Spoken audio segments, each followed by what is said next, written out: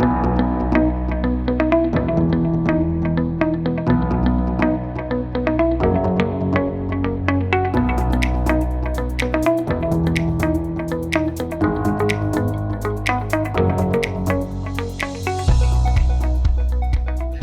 and welcome to the latest market update with me, Andrew Dawkins, and myself, Daniel Baylock. So how was the month of June for yourself, Andrew? the month of June was good. I managed to get away for a week. Oh, So good. that was very nice. The sunshine, although we had a lovely weather here. Yeah, it's been a pretty good summer, haven't we? It's starting to turn a little bit now, but hopefully it's not the end of it yet. So June was up and down on the markets, or was it flat? Was it a good month? How do we figure June was? We were up slightly, and I think we'll take that because there were quite a few events through June that caused the markets to move considerably. The biggest of which really is the continuing debate about raising the bank base rates, the effects it's having on inflation and the economy generally. But the portfolios and most of the investment funds we look after were up in June, and as I say, we'll take that for now. So the end of June marks the end of half year. So we are there. How have we performed in our half yearly report, Andrew? When we look back at the beginning of January when we were doing the last market update, we were fairly confident that hopefully this was going to be a better year. And by and large, the first 6 months of this year have been, I think they couldn't be much worse than last year. So we have that as a bit of a bonus.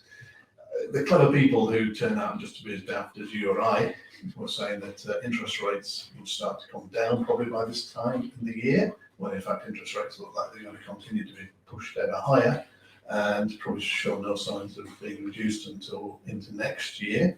The governor of the Bank of England continues to put up interest rates, and in June put up interest rates by a whole 0.5%. Not the cleverest, but really we're paying for the fact that the bankers, the central bankers, went to sleep in 2021 and didn't do what we paid them to do, and now they're just taking action to say, well, look, we're going to be as hard at this as possible, and probably a lot harder than we would have been had we been caught napping in 2021. So we're all paying the price for that.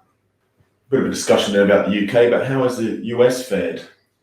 So the US is a very good 6 months, not least because of this talk about artificial intelligence, which seems to come to the fore this year, and we don't seem to have been talking about it at all another time in the last few years. But anyway, no. So the US stocks have had a really good time, but actually the Magnificent Seven of the biggest tech companies in the US have accounted for almost 80% of growth in American stocks over the last 6 months. So it's a few players have really skewed the market, but nevertheless it's been positive.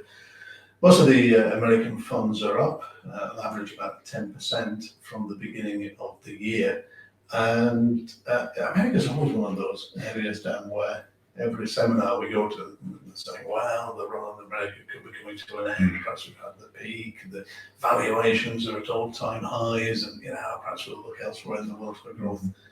And then every year, America outperforms just about every other sector that we're in. So I imagine it's going to be very similar.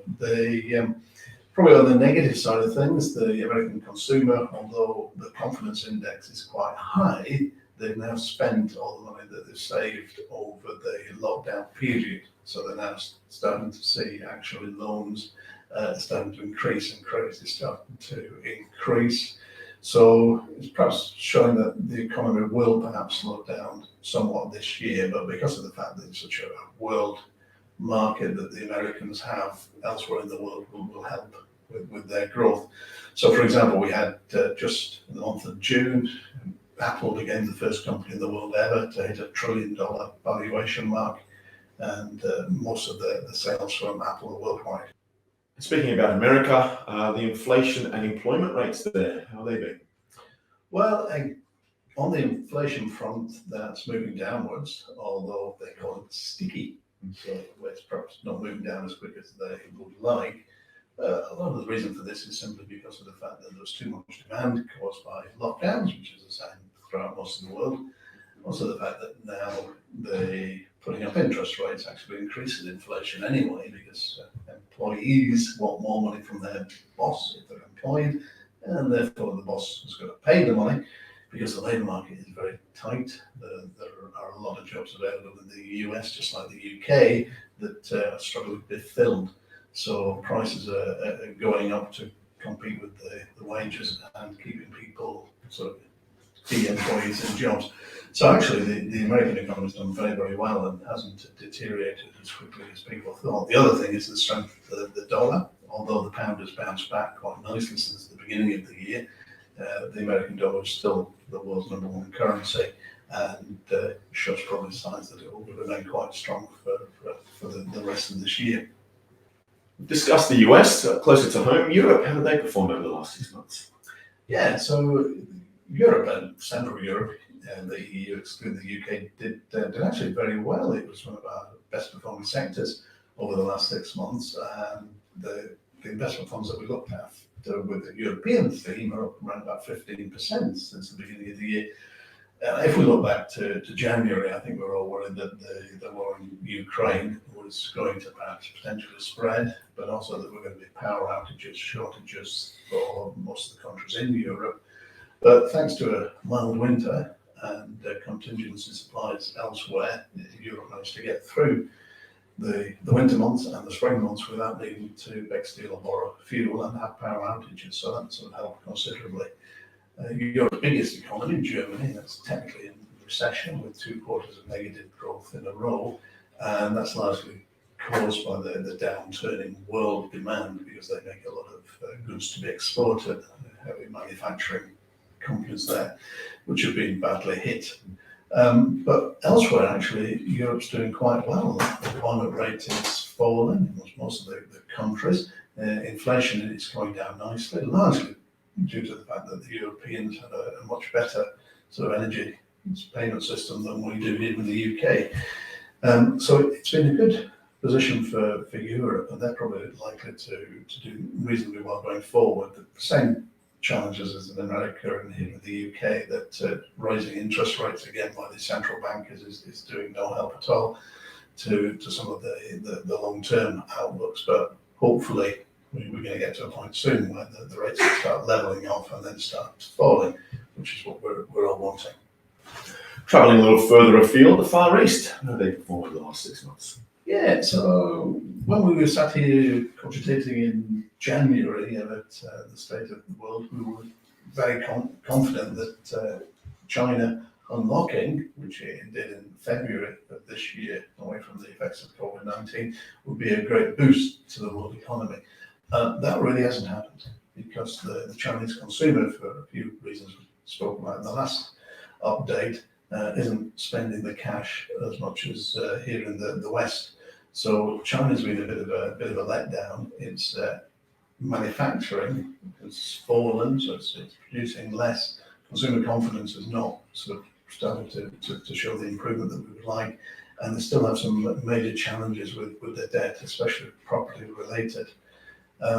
Long term it will come good, but the Chinese government haven't done the sort of stimulus that many people in the world are expecting them to do by now. So it's probably a bit of a wait and see what happens in China, but as the world's second largest economy, we need them to start firing on all cylinders, which may happen later in the year. The good news story, though, is at long last, the Japanese economy came to light. 30 years of hustle in the doldrums, so about time you might say. And that was good because we've got within the portfolio, with some of the individual investment funds, we quite like Japan, but we just don't like the level of debt that Japan has as a nation. It still has the highest proportion of debt to any country in the world, which is a little bit worrying. But good to see that we've had positive growth from Japan. But all in all, the Far East, we're about level over where we were from this time at the beginning of the year. So some improvement needed, and probably some improvement will come towards the end of the year. And now we'll come very close to home, the UK. How's the UK performed in the last 6 months, Andrew? It's been a bit of an up and down period, and largely because, again, we've been so affected by these rate increases. But compared to the beginning of the year, and these doomsayers were saying that the UK was going to be the worst performing economy in the whole world, and there's never been a worse economy than the UK economy. Well, guess what? The UK economy has grown. Unemployment's relatively low. It's still around about 3.8%, which is better than the European average of 6.5%. So it's actually, on the whole, doing quite well and regarded by a number of people now as undervalued. In that, when we look at the share price of some of the companies trading here, especially the smaller companies, we compare them with the foreign counterparts. It seems like there's great value to be had in the UK. So longer term, perhaps this could be a great engine for growth if we can take advantage of the many benefits that the UK has. The other one is that the population is growing and will soon apparently have more people living in the country than they do in France, which, considering France has 4 times the square footage of the UK, is quite something. So it's perhaps a little powerhouse, and if we play our cards right, the UK could be a very good place to be invested for the long term. And finally, moving to fixed interest. So I know we've been chatting a lot about it in these monthly reports, but how has it fared in the last 6 months? Yeah, so the last 6 months have been a fairly choppy period, to say the least, regarding fixed interest. So the government bonds, well, government bonds are on the floor at the moment in terms of valuations over the long term. So one of the worst performing funds is the long dated UK gilt fund, which is down around about 5% year to date. The difficulty is that you put up interest rates and then the price of fixed interest comes down because people move away from debt that was earlier giving them a decent return. But then if you put up interest rates, it's no longer giving you a decent return because you put up interest rates. So I've got to go and sell what I had and buy something new. So fixed interest is still choppy until they start to see some common sense and reduce all these interest rate rises and realise that the whole reason for this inflation fiasco was because people have more money to spend because of 1.5 to 3 years of lockdown. The UK is still showing good signs of using the money that it saved during lockdown. We still have around about 50% excess savings here, and it's the same in most places around the world, apart from the US and Sweden. Sweden didn't really lock down as much as what we did, so they didn't have money to save.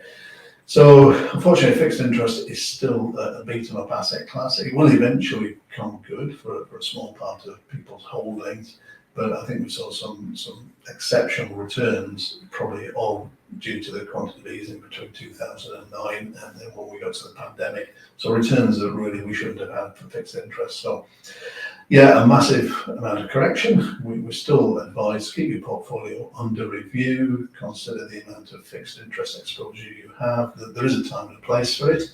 It's perhaps going to start to be the case towards the end of the year, then we might be swinging towards it. But just at the moment, most of the fixed interest funds for the 6 months are down in valuation, but they're not down as much as they were last year because the major shocks are now behind us.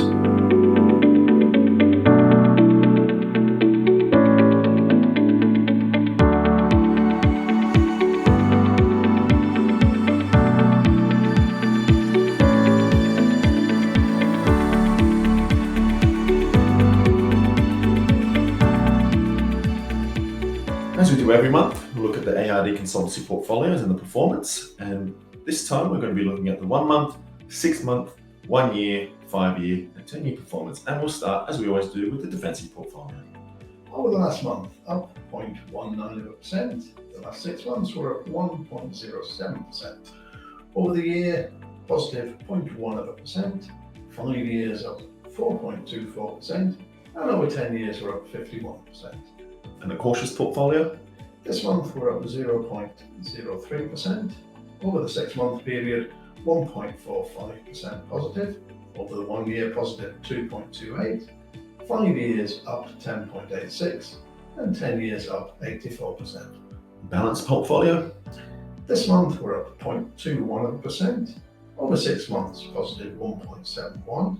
Over the year, positive 2.97.